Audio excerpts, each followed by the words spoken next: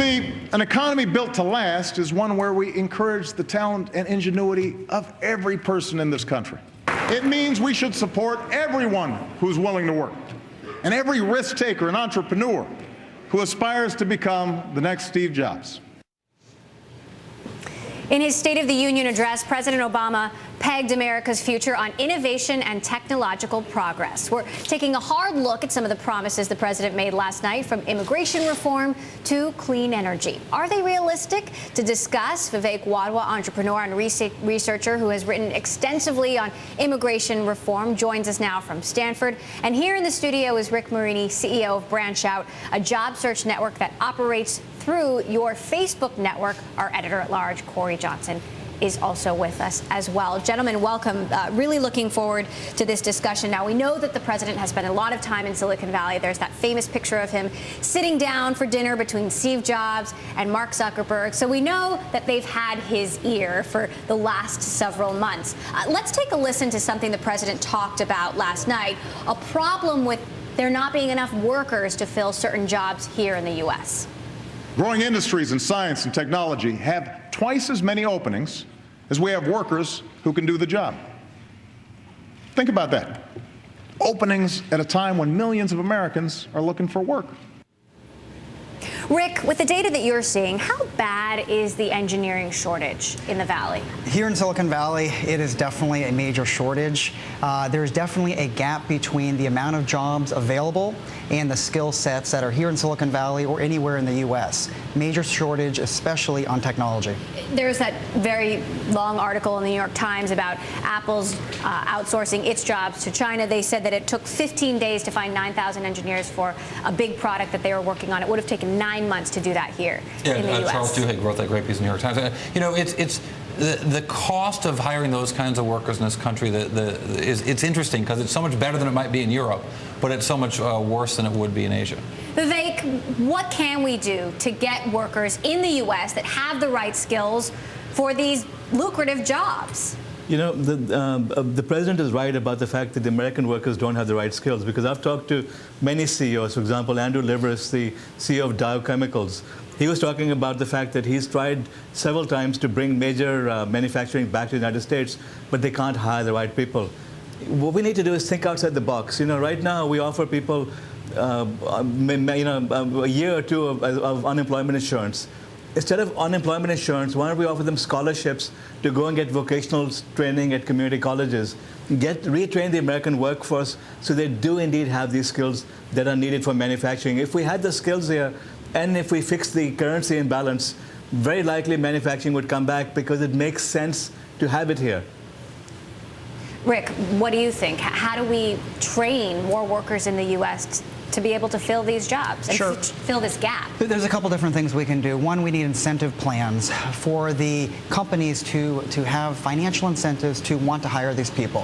One thing that the administration has done is provide a veterans assistance program where a company gets a tax credit of up to $9,600 for hiring a veteran. The second is that we need to make sure that we're educating people early on to match this skill gap, right? So the president in the State of the Union talked about having programs in place with community colleges and businesses to make sure we're educating people that are going to have the right skills to match those jobs. Like on BranchOut, we have 3 million jobs available, but we don't have the skill set for those workers to be able to match those jobs. There are jobs out there. Let's talk about this issue of education and immigration. Vivek, I know this is an idea that's very close to your heart.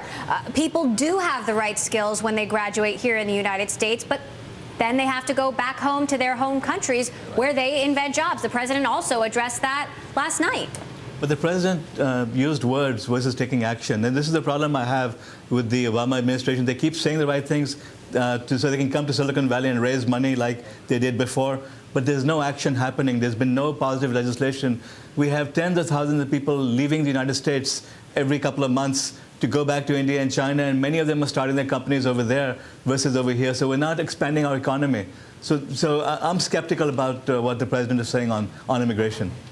This is something we've heard the president talk about over and over again. We've heard venture capitalists, tech CEOs talk about this problem. Cory and Rick, do you think the president is really committed to this kind of immigration reform? Well, I mean, immigration is it means so many different things to so many different people. I mean, you heard the Republican candidates this week in Florida talking about immigration, talking about Cuba, where the immigration policies for people from Cuba, escaping from Cuba, are very different than they are for other Hispanic Americans. And it's a difficult issue in Washington. And you know, Vivek, we've talked to him before about this notion of comprehensive reform versus limited reform that might actually deal with these things. I mean, John Doerr, I remember him saying to me 10 years ago, saying, why can't they just staple a visa to every college graduate's degree when they come into this country? Because those people staying here would help the tax base, would help the hiring, would help with innovation, and that's not what happens. It's definitely a complex issue, right? It's absolutely a complex issue, but I've been lucky enough to be able to have some of these conversations with the president and the vice president and Anish Chopra, the CTO. They are absolutely committed to keeping those entrepreneurs here that are creating jobs, creating companies. Don't let them leave the U.S. after we've educated them and they've created jobs. Keep them here in the U.S. It is a complicated issue, but that's a no-brainer. Keep the jobs here. But when the answer is going after all immigration problems at once, you can't solve this problem. You probably can't get anything done. And I spoke with Anish Chopra, the White House CTO, about this just last week, and he did say they are committed. It's just a matter of getting those kinds of reforms passed. Okay, guys, hang on. We're going to continue this conversation. Vivek, we're going to continue this conversation after the break. Coming up, can clean tech jobs really replace all those lost manufacturing jobs? We'll look at whether clean tech is the answer when Bloomberg West continues.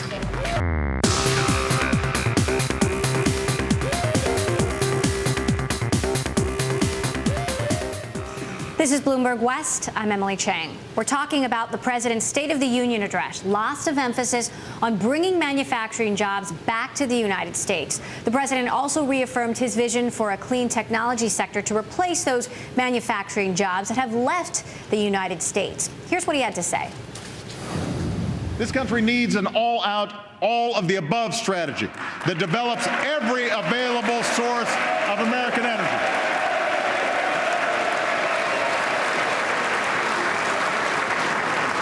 Strategy that's cleaner, cheaper, and full of new jobs. Talking about this issue of bringing jobs back to the United States, Steve Jobs told the president Apple's jobs were never coming back. He talked about giving a tax credit to technology firms that do have jobs here. Would that really change anything, though? Would that solve the problem? I think it's definitely a step in the right direction. Will it solve the problem entirely? No. But when we see manufacturing jobs start to bump up, we've seen 300,000 jobs added in the last 2 years, 160,000 in the auto industry. You start to feel like things are coming back here, right? I think people had written off Ford and GM 3 years ago, and now they're back. They're hiring. 160,000 new hires in 2 years starts to get people feeling like we can bring jobs back home. And I think he did a great job also talking about Masterlock, bringing hundreds of jobs back to Milwaukee. And I think people start to feel this national pride. Let's bring those jobs back. And especially when you have financial incentives to do that, or roadblocks against potentially Apple keeping jobs overseas, people actually change the way that they do business. Vivek, let's head back out to you. Can American workers match the speed and flexibility of foreign workers? You know, this is something which we don't talk about. The jobs that come back aren't going to be the same jobs that left. We're going to have automation. Even in China, Foxconn is talking about installing 1 million robots that take the job of millions of people. So the world has changed a lot. It's going to be high-tech, highly automated, and we're going to need a much more educated workforce that can maintain equipment, that can manage shop floors and so on. It's going to be a much different world over the next decade than it was before. So the discussions that the president had were based on yesterday's jobs and so on. So there's a lot of misunderstanding about what can and can't be done. But the answer is yes, manufacturing can be brought back to the United States. There'll be some jobs that come back, and the U.S. can be more competitive if we do things right.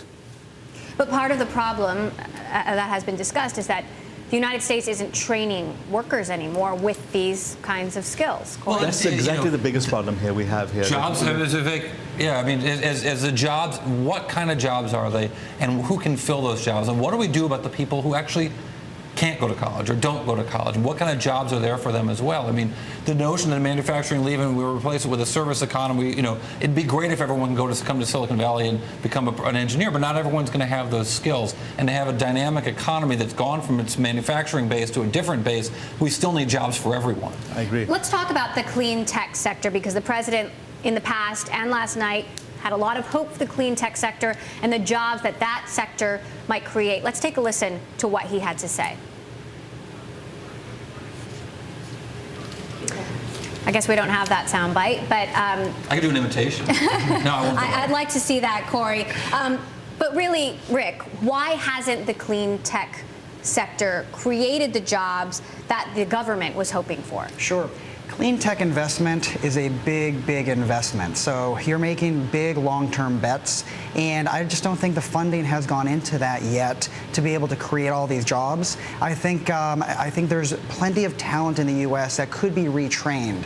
We have 1.3 million construction workers out there that are unemployed right now. A lot of them could be going into those types of roles. It needs more funding and probably more incentives, government incentives as well, to get that funding in place. Vivek, what's your take on the future of the clean tech sector and its ability to create jobs? I agree that we need to retrain the workforce, but the focus has been the big, giving $500 million to one company.